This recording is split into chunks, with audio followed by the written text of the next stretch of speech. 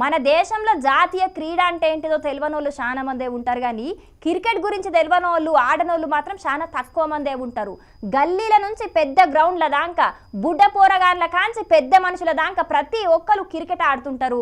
మరి మీరే కాదు మేము కూడా గ్రౌండ్లకు దిగినామంటే దుమ్ము దులుపుడే అన్నట్టు వేసిండ్రు గీళ్ళు. మరి వాళ్ళు ఎవరు ఏం కథ చూడాలి కదా, చూద్దాం పాండి జల్దిన. ఒకటిలో రెండు ఆడితే మ్యాచ్ ఈజీగా నెగ్గేస్తాం. అర్థమైంది, ఎవ్వరు కంగారు పడుద్ది.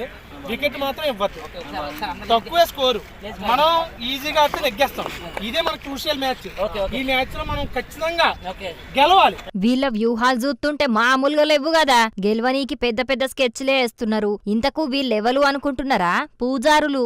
అవు నిత్యం వేద మంత్రాలు పూజలతోని ఆధ్యాత్మిక జీవితం గడిపే పంతుళ్ళు క్రికెట్ బ్యాట్ బాల్ చేతబట్టి గ్రౌండ్ల దిగి దుమ్ము లేపిండ్రు. పూజలు పునస్కారాలే కాదు, మేం క్రికెట్ కూడా గొప్పగానే ఆడతామని నిరూపణ చేసిండ్రు.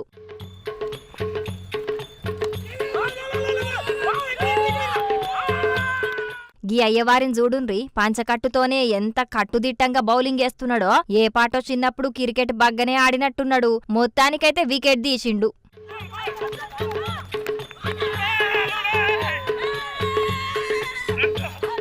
రనౌట్ చేసినామని వీళ్ళు సంబరపడుతుంటే, ఏరా పొద్దున్నే దద్దోజనం పులిహోర బాగానే లాగించావు కదా, తొందరగా పరిగెత్తలేకపోయావా శుంటా అని బ్యాటింగ్ చేసిన జట్టోళ్ళు తిట్టుకున్నట్టున్నారు.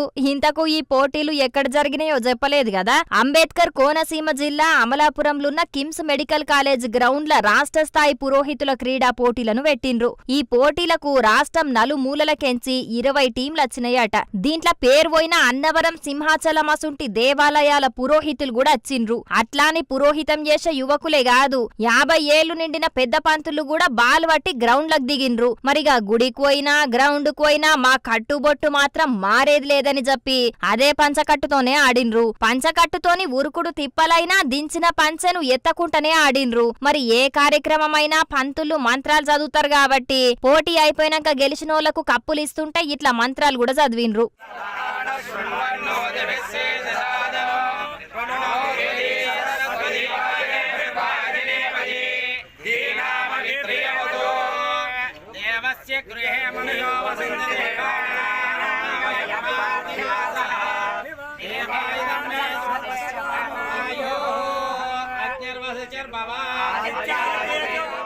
మొత్తానికైతే అర్చన చేసి ఆశీర్వదించుడు, శటగోపం వెట్టుడే కాదు, అదే చేతులతోని బౌలింగ్ చేస్తాం, బ్యాటింగ్ కూడా ఇరగదీస్తామని